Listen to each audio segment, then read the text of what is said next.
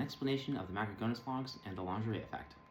The Macrogonus Logs are a collection of Libre Office Writer files broken down into 4.odt files made from copied messages with my trusted friend and confidant Antonio Vela, who is known to like live-action roleplays, also known as LARPs.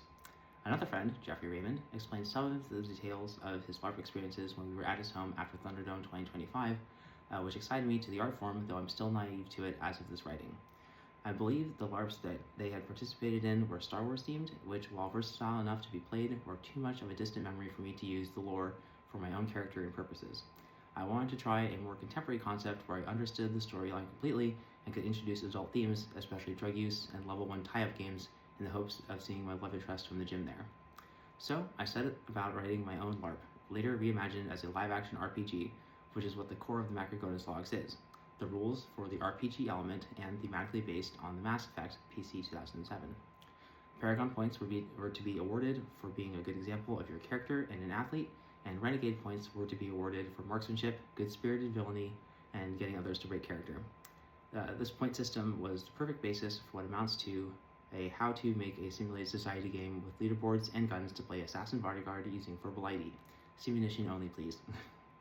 Also, the Macrogonus Logs captured every musing I had over the course of this year concerning quantum entanglement of chiral formations and its uses to drive the drama of the game as a law enforcement's, militaries, and government agencies' entanglement training exercise, and probably exposing a bunch of unscrupulous quantum entanglement activity going on in our real-life society at the same time. Anyways, I low-key encrypted the files by posting the independent files' word and character counts and their sums to my social media. Character counts are 108,027, 54,411, 139,793, 18,287. The word counts, 32,160, 9,940, 25,581, 3,434 respectively. Some characters, 392,518, some words, 71,115. They have been recalculated here for reference, but I have also since invited others to do edits and collaborate who haven't actually seen their work.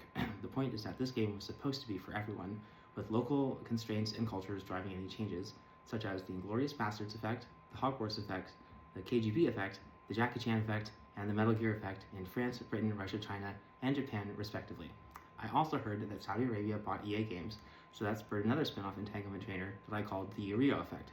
I know that their culture would prefer fully clothed athletes for the Paragon Athletics events, so as part of the local chapter prescribed standard issue costumes, leveling the cosplay field for everyone to enjoy the same quality of character play. Everyone there would be issued armor-printed catsuits from Rio. The Lingerie effect, to my local chapter, was so called to capture the Pacific Northwest's culture of laziness for dressing up, by excluding a whole outer layer of clothing, typical for most concerts and festivals that the live-action RPG genre has started to resemble, and also to normalize cross-dressing, so I wouldn't have to change anything about myself, and costumes would therefore come from multi-packs on Amazon.